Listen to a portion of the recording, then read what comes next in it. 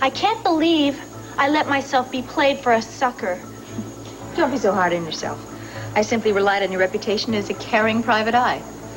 Careless is more like it. I should have never flown to New York on just a phone call. Well, you're here now. You might as well relax and enjoy it. It's a lovely day for a cruise, don't you think?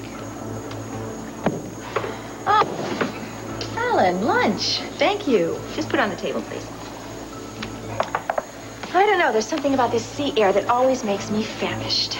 Aren't you going to eat anything, Miss Callison? I'm not hungry. Oh, I'd keep up my strength if I were you. Rob has some time to come up with the ransom. But until he does, you're going to stay right where you are.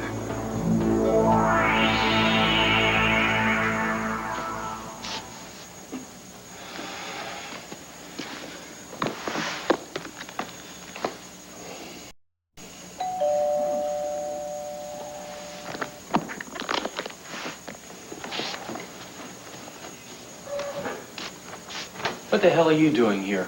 Don't worry. I know you made it quite clear you don't want to see me, but it's Cassie I've come to talk to. Well, you've wasted your time. She's not here. I hope that doesn't mean I've caused problems between you two. Oh, yeah, I'm sure that's the farthest thing from your mind. Look, please, don't be angry with me. I know I behaved abominably at the wedding yesterday, and that's why I've come to apologize to Cassie. I hated seeing her so upset. I'll give her the message. I'd rather tell her myself. I told you, Cass isn't here. Well, I am. So why don't you just calm down and offer me a drink?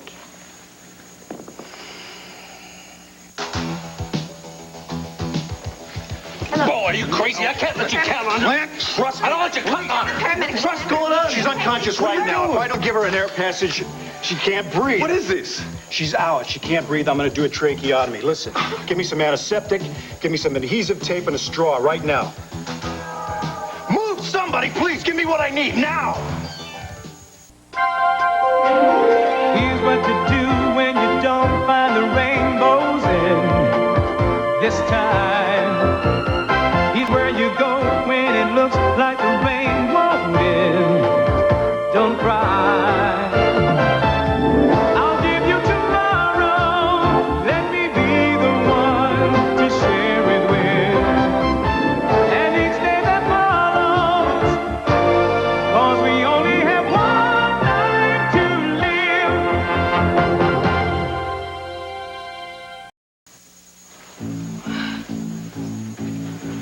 Here's the antiseptic, sir, and some gauze. Great. Thanks, Karen. Anybody call the paramedics yet? Yeah, I did. They're on their way. Okay, good. Hang on, sweetheart. You're gonna be fine. Love you, honey. This is great.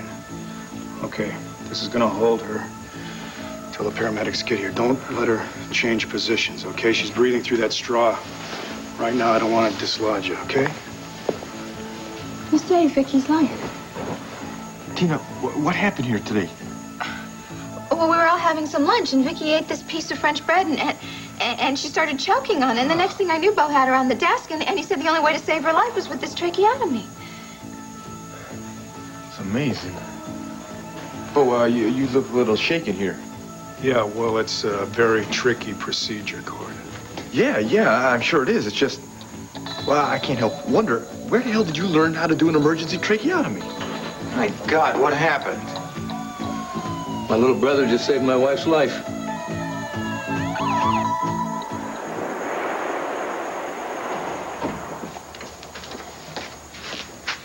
Honey, why did you run out on me like that? Because I failed you again.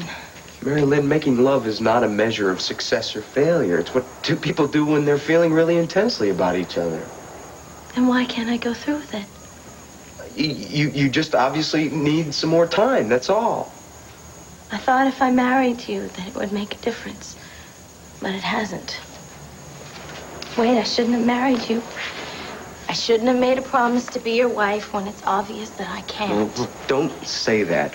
Before we got married, we talked about all this, remember? And I told you I wasn't gonna pressure you. Honey, you are making a big deal out of this.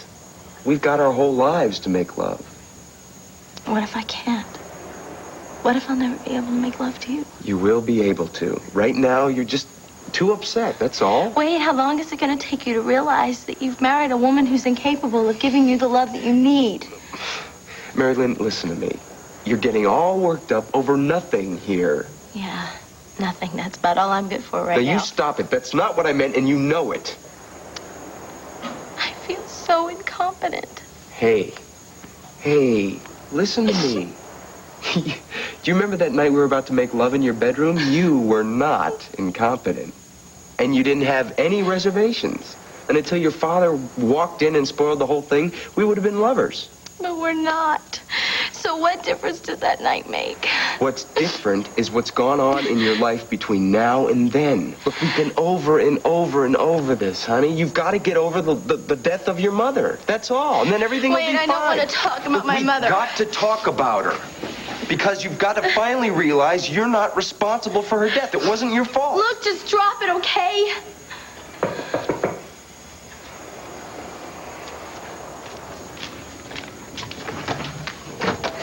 Excuse me. I was wondering if I could clean the floor now. I have to go home soon. Go for it. Wait, I'm sorry. I'm sorry I didn't mean to snap at you. Why are you so nervous? I just don't like the idea of you being in Cassie's home. I only came to apologize. Well, it's not necessary. I already explained to Cassie why you kissed me yesterday. She understands how you feel. I'm so relieved. I really didn't mean to upset her, Robert. Or you. Contrary to what you may think about me, I'm not a vengeful person. I still love you. I suppose I always will. I know. I never meant to hurt you. And I'm sorry what's happened between us. Don't be. We had a wonderful time together.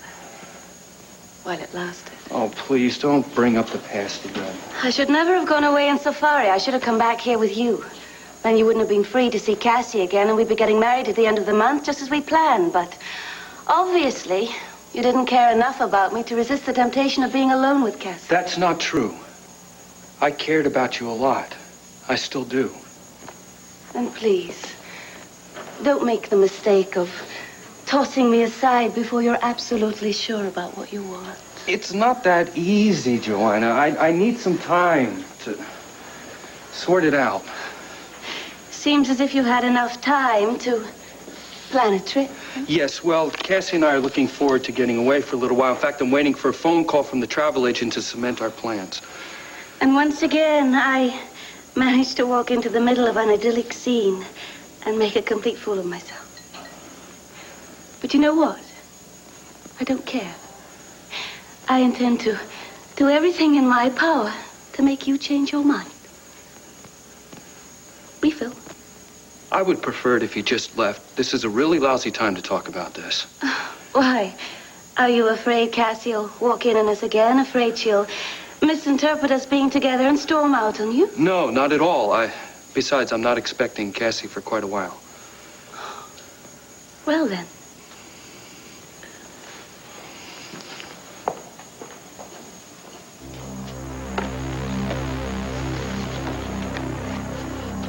Sorry, Robert, but you're not going anywhere until I make you mine again. Here. Thank you. Now, why don't you tell me all about Cassie?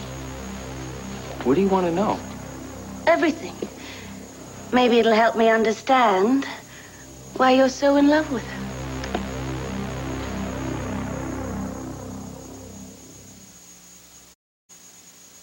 What good would it do to talk about Cassie now? Maybe it'll convince me that you're telling me the truth. About what?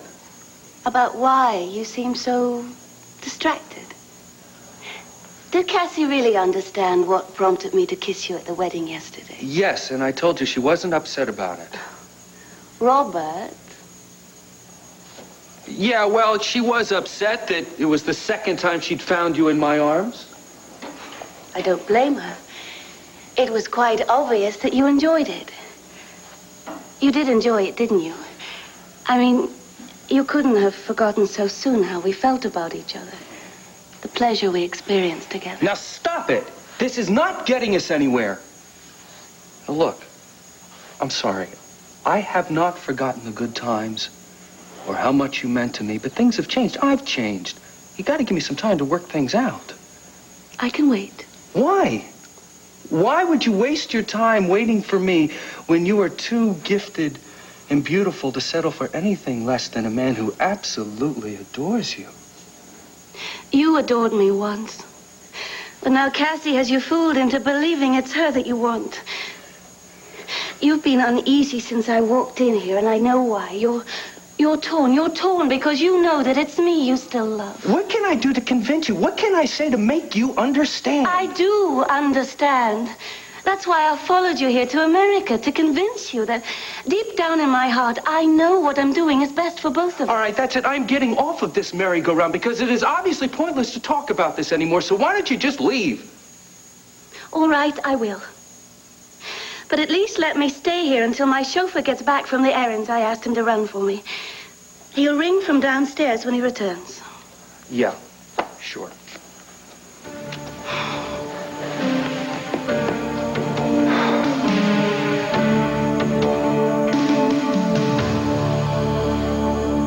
You are one cool customer, you know that? Here you are, facing a life in prison, yet you're chowing down like you're on some kind of pleasure cruise. What makes you think I have any intention of setting up house in a local prison? Oh, you've already made your reservations by kidnapping me. Yes, but they have to catch me first. They'll catch you. Not only do I know what you look like, but I will remember you. And when the police catch you, I'm telling you, it will be a pleasure to see you behind bars. You know, it's very sweet of you to be so concerned about my future. But I think you should be concerned about your own future, assuming you have one. Your threats don't scare me. It's not a threat, my dear. It's a fact. If your boyfriend doesn't deliver the money as instructed, the next time you see him will be at your funeral. There's a call for you, Miss Phillips. Thank you. Would you please take our guest below? Come on, let's go. I'm coming. Easy with the rough stuff, Popeye.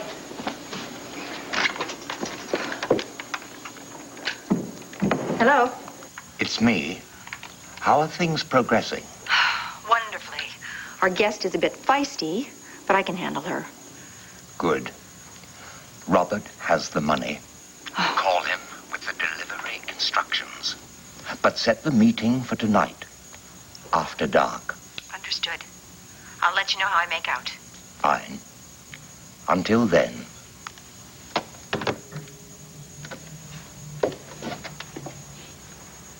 And may I infer from your smile that everything is progressing as planned? Yes. The second phase is underway. Everything's going very smoothly. Let's hope your man in Landview has as easy a time of it. Okay. Maybe this will teach me to curb my appetite for French bread, or maybe chew 20 times before swallowing. Well, I'm happy to see you joking about it, but I don't mind telling you I was scared to death I was going to lose you, honey. Oh, no, you can't get rid of me that easily now after everything we've been through. Don't talk so much, Vicky. Okay. What happens now, Larry? Well, I've got her on antibiotics to ward off the infection. I think we'll keep her in the hospital overnight. Just overnight, I hope. I see no reason why you can't go home tomorrow. Okay. If you promise to keep the talking to a minimum. Okay. All right? Ah, here we go.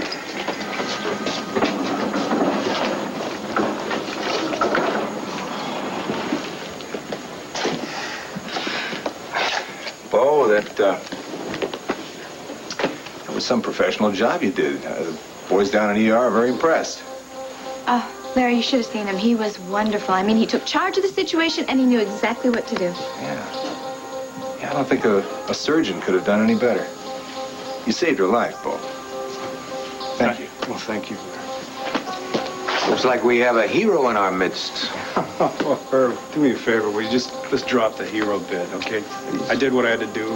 He's modest, too, isn't he? Well, look, I just want to make sure Vicky was all right. I've got to get back to the office.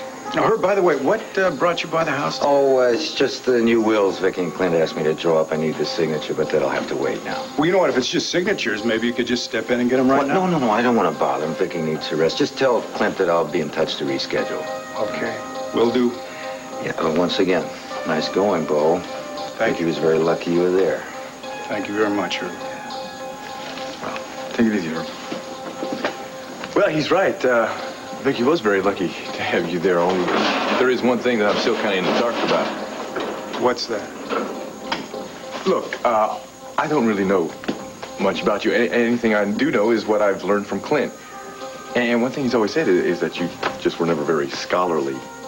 And now Larry said you did like a professional job with this whole thing. And again, it brings me back to my original question, the one I asked you back at the house. How did you know how to perform an emergency tracheotomy?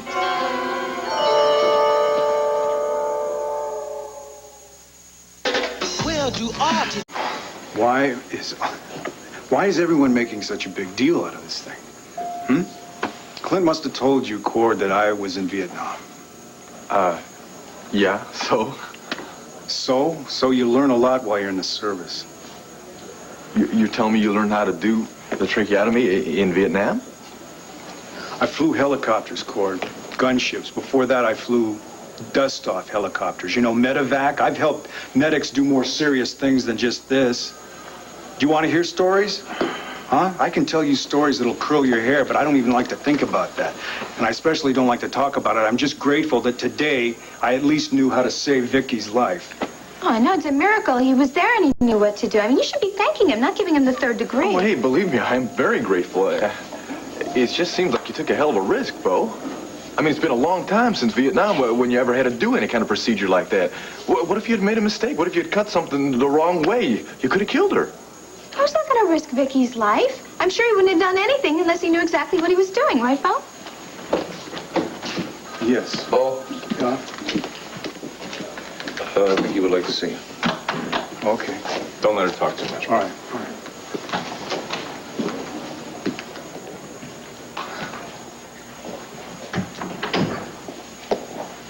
Hi. How you feeling? Better. Well, you know, the doc says that you're not supposed to be talking too much now. I know. But I had to tell you how grateful I am to you, Bo. I mean it. You saved my life again. Bo, if there's ever anything you need, anything you want, anything that I can do for you, please come to me first. Please. I will. Now, listen, you promised me, though, that you're going to rest your boys and you're going to let yourself heal fast now. It's a deal. Rose, thank you. Shh. I'm just glad I was able to do what I could for you. Larry, is she going to be all right? She'll be fine, sure, once she heals. Her throat will be a little sore, but then she'll be talking up a storm. Oh, thank God. And thank you for your help. Oh, come on. I'll check in on her, make sure she's comfortable. Will you? I'd appreciate that. No problem. See you later. You know, what exactly are you suggesting here? I'm not suggesting anything. I'm just saying the truth. Problem? Yes, Cord is jealous of Bo. And what exactly have I got to be jealous of? Oh, isn't it obvious? Look, you're just being so suspicious of him. Listen, Clint, all I am saying is that it has been a long time since Bo ever had to do any kind of procedure like that. What if he had forgotten what he was doing? Well, no, wait a minute. I'm a little confused here. Where did he learn to do that in the first place? He said it was in Vietnam. He said he did that kind of thing all the time. My problem is, what if he had forgotten how to do the procedure? What if he had forgotten some detail and he could have hurt Vicky? Well, I don't know. I'm just damn glad he didn't. Or I'd lost Vicky. Believe me, Clint, I am grateful that he saved her. I don't know, maybe it's just one more thing about Uncle Bo that doesn't make a lot of sense to me.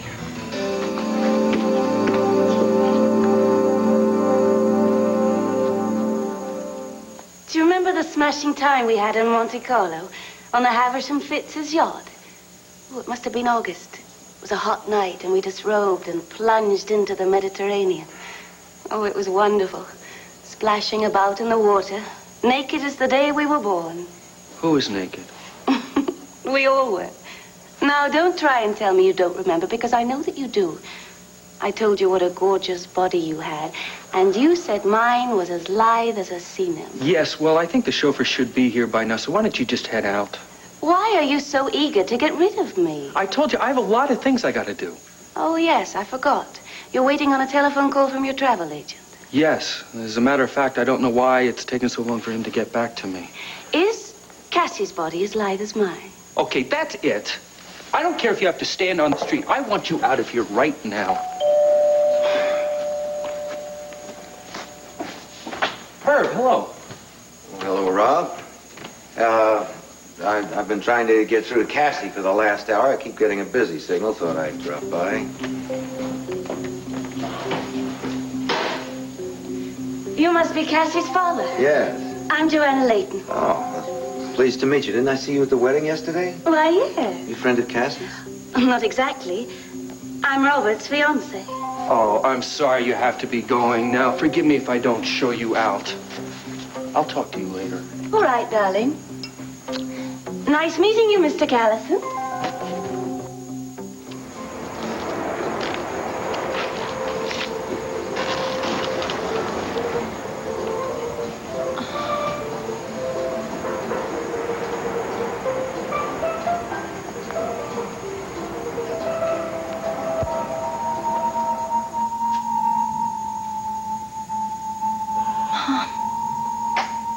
That's right, sweetheart. It's me. I'm so sorry. I didn't mean to. I was only trying to protect you. That's all right. I told you I forgave you, didn't I? Yes. Oh, I was so proud of the way you stood up for me. But Donald is the one who should be dead, not you. Oh, that's all right, honey. You gave him what he deserved. A life in prison is going to be far worse for him than death. Nothing can be too awful for him, especially after all the horrible things he said about you during the trial. He made up all these lies about you, Mom. About how you loved him and how you wanted him. Well, that's all right now, honey. I'm dead and buried. It's all over.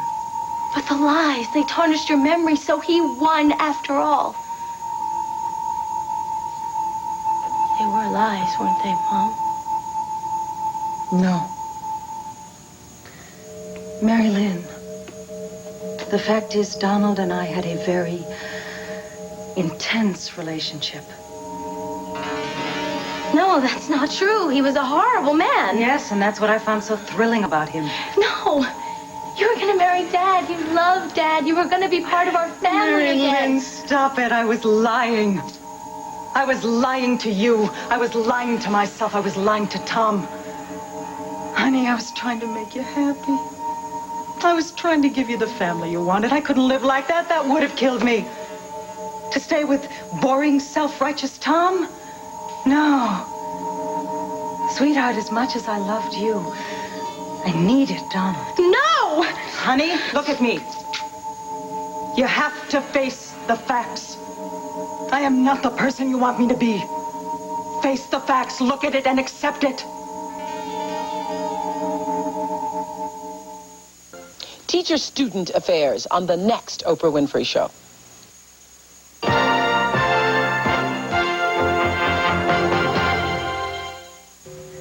Sweetheart, when you reach my stage in life, you have to start looking at the truth. And it may be real hard to look at, but you have to do it. And you know what I learned? I can't be committed to just one man, Mary Lynn. I need excitement in my life. I need to live on the edge of danger to be satisfied. And there's nothing wrong with that, is there? No. I love you so much. Oh, sweetheart, I love you too. That's why I came when you called me. I wanted to make sure I was here to help you with all your problems in your life and make sure you go the right way. I'm so confused right now. I love Wade so much, and I want to be happy with him like you told me I should be. But even though we're married, I can't bring myself to make love to him. And I thought being his wife would make a difference. And it hasn't. Why? Why can't I open up to him? Why can't I be a wife to him? Sweetheart, it's because you're young. You're young, just like I was young when I married Tom. And no matter how hard I tried to make him happy, I still broke his heart. I don't want to break Wade's heart. Well, I know you don't, sweetheart, but maybe that's inevitable. Maybe there's something more you want from your life, something different. No, I know Wade is the man I want to spend the rest of my life with. Well, maybe, but you know what, Mary Lynn? Your life is an open book. You don't know what excitement there is waiting for you. But there is one thing I know. I know that you are a perfect reflection of me. It's so incredible to look at your little daughter and know that when she looks in the mirror, she sees her mother staring at her. Mary Lynn, You are just like me.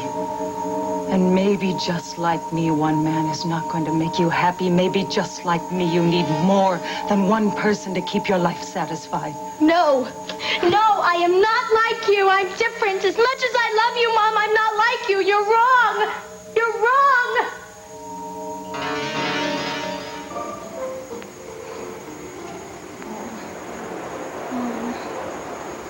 Mom. Marilyn? Mom. Wait. Yeah. Listen, I took a long walk and I thought a lot about this. There's no getting around it. We have to talk about your mother. Now. How is she? She's resting. Oh, good. Little brother, I don't know how I'm going to thank you for this one. I'll tell you what, thanks for me would be if everybody just would put a lid on this whole hero thing. Yeah, well, you got to admit, you came through like the cavalry for me. Instinct just kicked in. Situation came up and I just reacted. I'm glad, though, that I could remember what to do after all those years. The court said you learned how to do that in Vietnam. That's been, what, over 20 years ago? Yeah, but some things you just never forget. I reckon. It really was amazing the way you just jumped right in there. I kind of had the feeling I was watching a fellow who'd had years of experience doing it.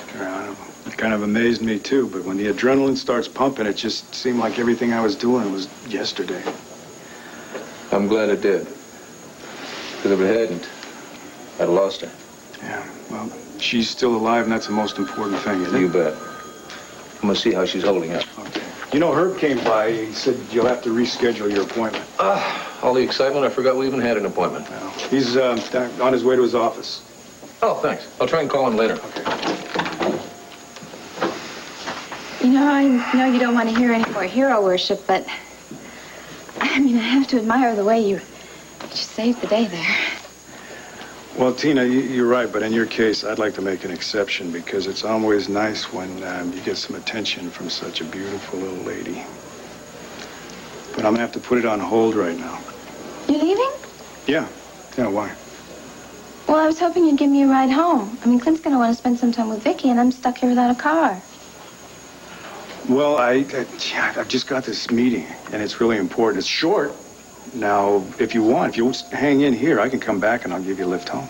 Oh, that'd be great. As long as I don't have to run into Cord. I just can't stand his jealousy. What jealousy? You're so sweet to act like you don't even notice, but I have to apologize to you for the way he's been so hostile to you. The only thing I can figure out is he's just jealous. Well, I don't blame him. I think I'd be jealous, too, if I let you slip away.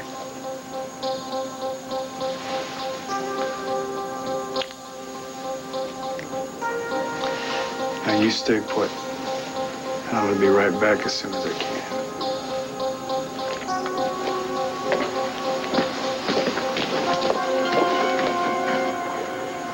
Mrs. Phillips, please, why don't you put an end to this before it's too late? I'm afraid the next step is entirely up to Robert. You didn't give him enough time. You only gave him until tonight to come up with $1 million. If he's concerned about your welfare, he'll come up with $1 million. How do you know he didn't call my mother or the police or both? They could be on their way here right now. Please, let me go while you still have a chance. Do you really think your lover is so stupid as to ignore my orders after I told him that if he did, he would never see you alive again? Besides, remember, the only address Rob has is a phony one that I gave you when I called asking you to take my case. Now, if the police have been called in, they're looking for us in Manhattan, not out here at sea. By the time they figure it out, this matter will be resolved one way or another. Why are you doing this? This is absolutely crazy. It's simple. I was leading a very happy and very prosperous life until you helped my husband uncover my little embezzlement scheme. Believe me, $1 million ransom is a mere drop in the bucket compared to the fortune you've cost me to lose. All right. Suppose Rob does not come up with $1 million. Then all of this would have been for nothing. Oh, no, my dear. Not for nothing. I intend to exact my revenge. If your lover doesn't meet my demands, I will simply order the captain to take us further out to sea, and you will be dumped overboard. It'll be days before your body is washed ashore, and by that time I'll be long gone. Perhaps none the richer, but at least satisfied that I've evened the score between us. You're bluffing. A touch of the bravado, my dear. Well, I wouldn't worry. It's up to Robert to come up with the money now. Let's just stop clawing at each other and play a civilized game of cards. Yeah, that would be a great idea. Huh, that's a spirit. I think you'll find me a very gracious host. Somehow, I did not picture you as the Dolly Madison of kidnappers. I can explain about Joanna. I think that'd be a good idea. All right, we met in Europe after Cassie and I got divorced. We started dating, and one thing led to another, and we got engaged. Then I came to Landview looking for my father, and I found myself falling in love with your daughter again. Now things are just a little complicated. You having an extra woman on your hands is a bit of a complication, I'd say, yes. Especially when the woman thinks she's still engaged to you. Well, I went to London to break it off, but she came here to try to talk me out of it. So I see. Does Cassie know? Yes. I told her everything. Good. So where is she? I mean, you looked real worried when I walked in. Well, yeah, I am. I mean, I always am when she's on a case. What case? Well, she got this call from New York. That's why I was so freaked when you said the phone was off the hook. I'm expecting to hear from her. My daughter, the private investigator. I wish she'd find some other line of work. Yeah, me too. Well, tell her to call me when she gets back, all right? And, good luck with Miss Layton. I've always liked you, Rob. You know that. And if you and Cassie really are getting back together, I'd hate to see anything come between you.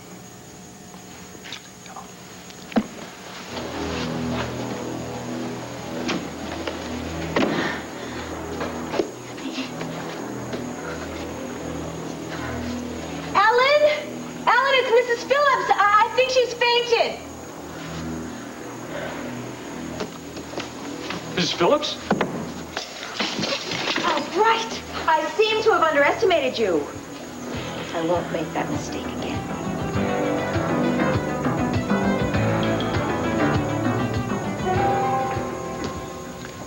Mr. Bo Buchanan to see you, ma'am. He says it concerns an important business matter. Show him in, Malcolm, please. Very good, ma'am. Thank you. Hello, Elizabeth. What's all this about an important business matter? Was there a problem at the office? No, but there's something came up, and I wanted to tell you about it myself before you happen to read it in the paper. And I've covered everything. What happened? I was having lunch at Landfair. Vicky got something stuck in her throat. I ended up having to save her life. I hate to ask, because I have the feeling that it was not by using the Heimlich maneuver. No, I did a tracheotomy. Good Lord. Was anyone else there? Well, yeah, there was Cord, there was Clint, Tina, not to mention Herb Callison was there. You idiot, what are you thinking? I was thinking of saving Vicky's life. What do you want me to do? You want me to just sit there and watch the woman die? And how on earth did you explain your ability to perform such a procedure? Just calm down. I told them that I learned how to do it in Vietnam. That was over 20 years ago. I know how long ago it was. I told them some things you just never forget. And did they believe you? Tina believed me, for sure. I think I convinced Clint, but... What about Cord? I don't think Cord really believes that I could do something that I did so skillfully in such a long period of time. I knew it. I knew that eventually you would pull some kind of a crazy stunt like this. What was I supposed to do? I don't know. But we have to think of something to convince Cord. Get him off the trail. We have come too far to allow anything this idiotic to interfere with our plans. Listen, I've handled guys like Cord before. Where? Vietnam?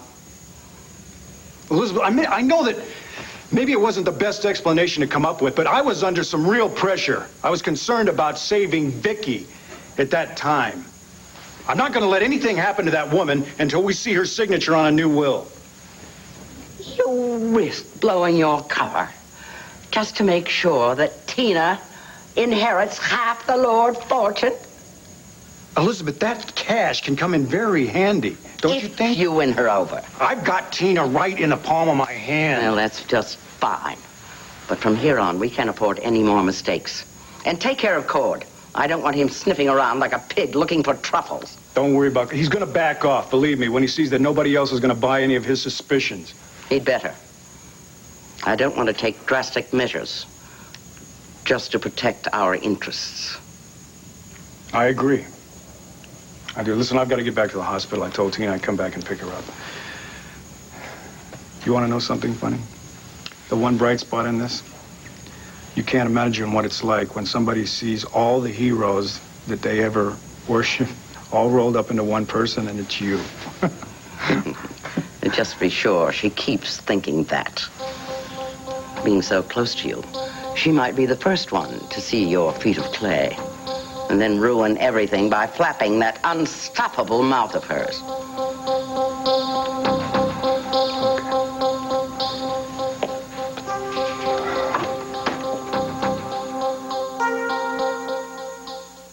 I know I blew my cool and I should not have stormed out of here. I'm sorry. Listen, honey, when I woke you up, was something wrong? Oh, I just dozed off, that's all. Well, you must have been having a bad dream because you were moving around a lot and you mumbled something about your mom. I don't want to talk about it. It's not important. Damn it. Yes, it is important. I'm your husband now, and you should be able to tell me everything. Whatever it is, I can understand. I wish that were true. Of course it's true. What, you don't trust me now? Of course I do. And I love you very much, and that's why it's killing me to hurt you like this. No. I'll tell you what's hurting me. What's hurting me is the fact that you can't let me help you. You can't. Yes, I can. All you've got to do is tell me what's troubling you. No.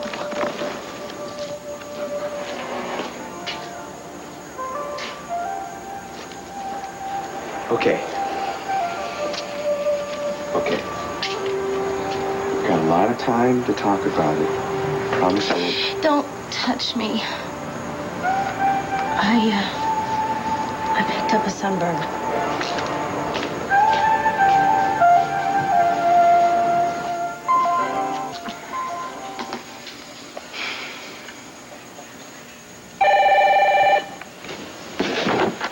Hello? Time is running out, Mr. Cornell. Have you got the money? Good. Bring it to New York. Pier 18 tonight, 9 o'clock. Alone. Okay, but I want to talk to Cassie again. I'm afraid she's tied up at the moment. Very funny. I want to make sure she's all right before I hand over the cash. Fair enough. Keep it short. Rob. Are you all right? Did they hurt you? No, please, just do as they say. I am. I'm coming to get you. I love you. I love you. That was very sweet. Now, don't turn this into a tragedy by bringing the cops along tonight.